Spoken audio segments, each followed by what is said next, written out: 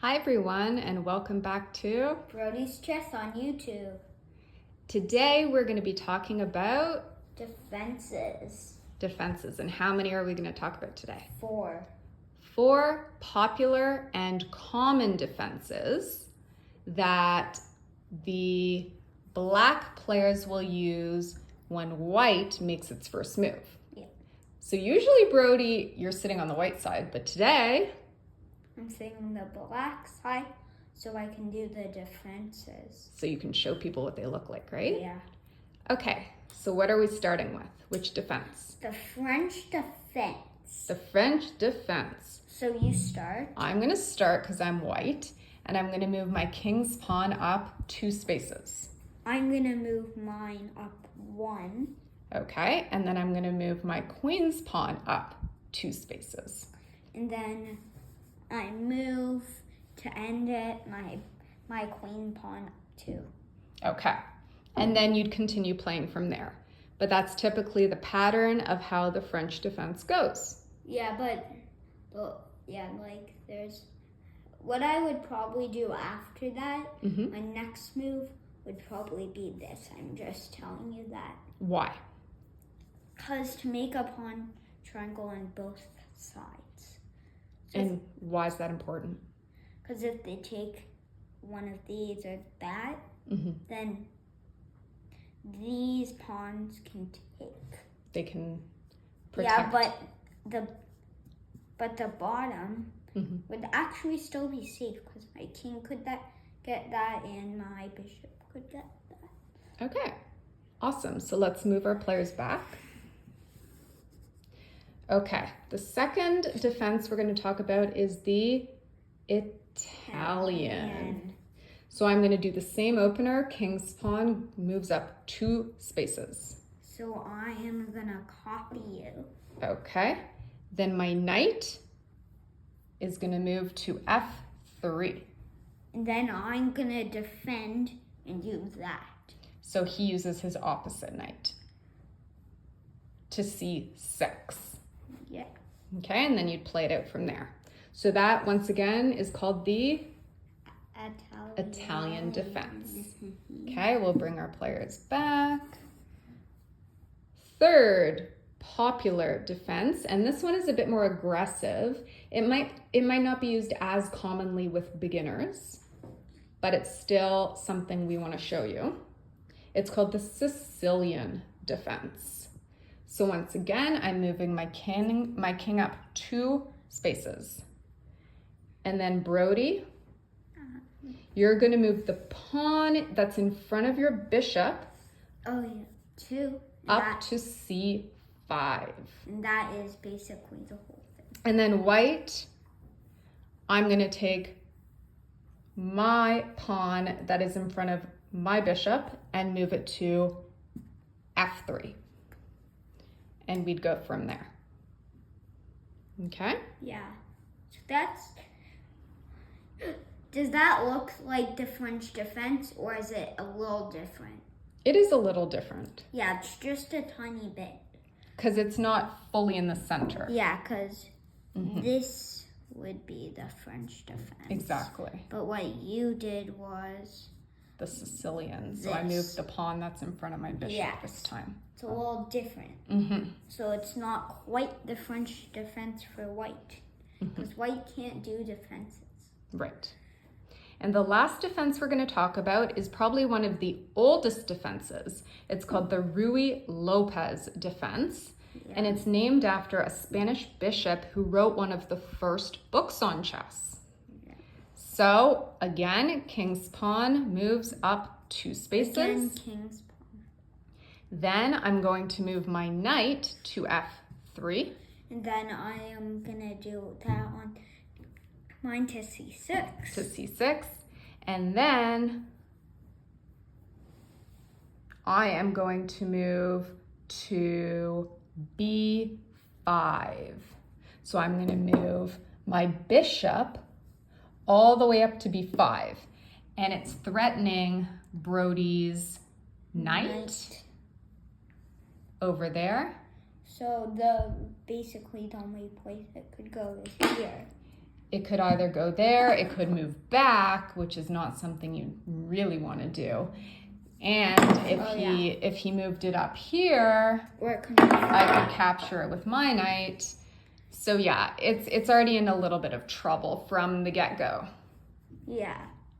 And once again, that was called the Ruy Lopez defense. So let's move our players back into position. And Brody just wanted to do a short play out of the French defense, because that is one of the most common ones, going a bit further than the 4 moves that we showed you at the very beginning.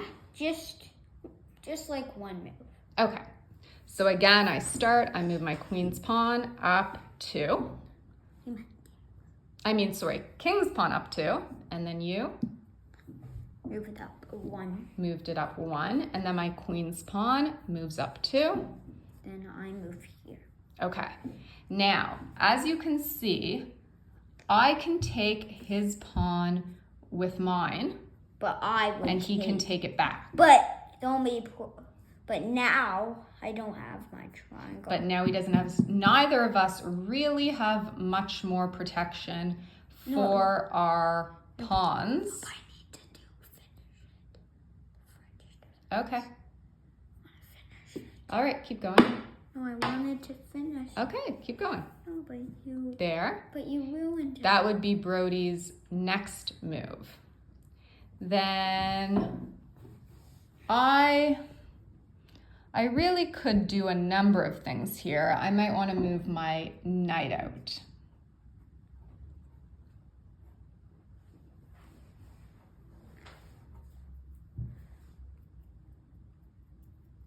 Now I might try to. Okay, so he's threatening my knight with his bishop. If he takes my knight with his bishop, I can take his bishop with my pawn. I'm not super scared about that. Technically, they're both worth the same thing.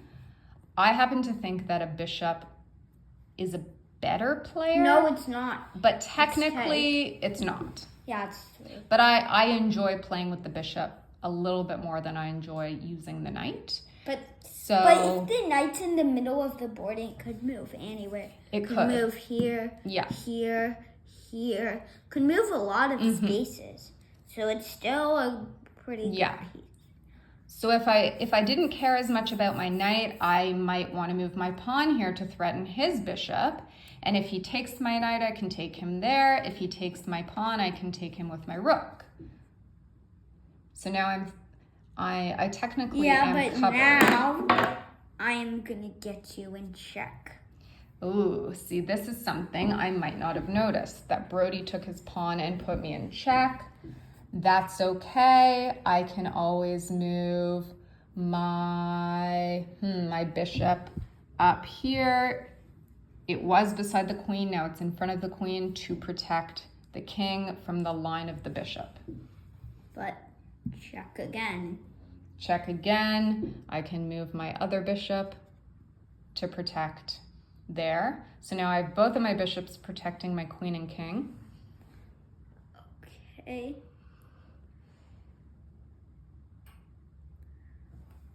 So now I'm gonna move here. Because I didn't really want to take the knight. But I still think it could be a good attacker. So I don't move it like all the way back. Okay.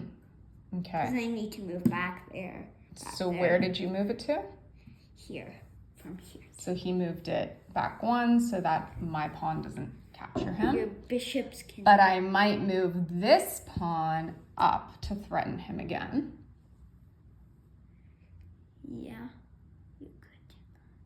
And if he takes my pawn, I can still take his bishop. Yeah, but I am gonna move that 3 in a row. No. So he goes there. Again, if he takes my knight, I can take him with my bishop. Or if he takes my pawn here, I can take him with my queen. There's a number of different things I can do. I don't want to move my knight out of the way, though, because he will take my rook. No, you must. That is something I have to be careful. I want to protect my rooks. They're important. So I always have to look, what could he capture if I move a piece? So I'm not moving that knight. I'm just going to leave it where it is. And I'm going to threaten his other bishop. I was going to do a trade. That's what he does.